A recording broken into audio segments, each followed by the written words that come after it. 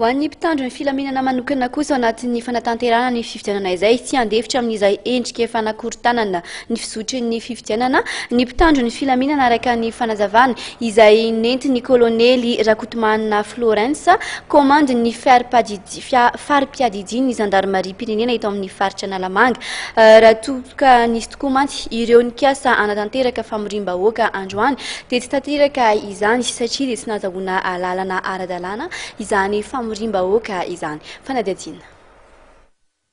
Raha nikasa anatanteraka famorim-bahoaka androany maraina tetsy amin'ny boulevard de l'Europe ireo mpanao politika avy amin'ny APRN dia tsy tonga teny toerana mitarika. Raha ny fanazavana nentin'ny mpitandro Filaminana dia tsy nahazoana lalana io famorim-bahoaka io ary tsy maintsy nisakanana. Nomarian'ny kolonely Rakotomahanina Florens komandin'ny faripiadidian'ny zandarimariampirenena eto amin'ny faritra Analamanga fa tsisy ny fandeferana amin'izay hetsika mety hanohitohina ny firosoana ny fifidianana sy ny famorim-bahoaka tsy nahazoana lalana. Amarina tokoa zay fa entsika tamin'ny aino manjera fa tamin'ny herinandro ity ngamba zay ary maro koa afaka malo mbola radadray tamin'ny aino manjera fa isy hetsika taritina olona sasasasany eny amin'ny tany mena be mivela zany izy boulevard de l'Europe androany. Atsy amin'ny etsika miteny zolo fa nifampiresaka tamin'ny préfet de police mahaly alina dia tsisy autorisation mihitsy mikasika ny fihetsiketsehana io. Ka noho izay fihetsiketsehana kasaina tsy hisy autorisation zay tsisy fahazoan-dalana dia tsy maintsy mandraindraikitra ny mpitandro Filaminana mba hanakana zay zavatra zay. Andraikitry ny atao mpitandro Filaminana araka ny engagement nataony ny ampizotra hatramin'ny farany ny fifidianana.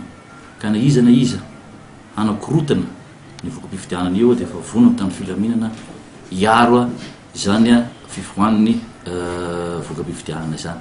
Misy moa zany amin'ny fametrahana ny élément rehetrarehetra zany any amin'ny toerana zay tokony fametrahana azy mba ahafahana mandraindraikitra avy hatrany raha sanadrika misy zavatra zay dia mbola averiko ihany fa tsy azo ekena mihitsy ny famorim-bahoaka tsy azahoana fahazoan-dalana avy amin'ny préfet de police reto Antananarivo avy amin'ny tompony andraikitra manafahefana anome an'izany any amin'ny faritra sasany.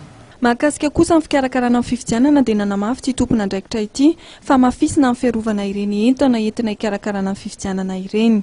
Rehefa tafavoaka ny cour électoral spécial ny valim-pifidianana raikitra dia hiditra avy hatrany koa tsika amin'ny ataontsika hoe période avant ny alohan'ny élection ny deuxième tour sy ny législative.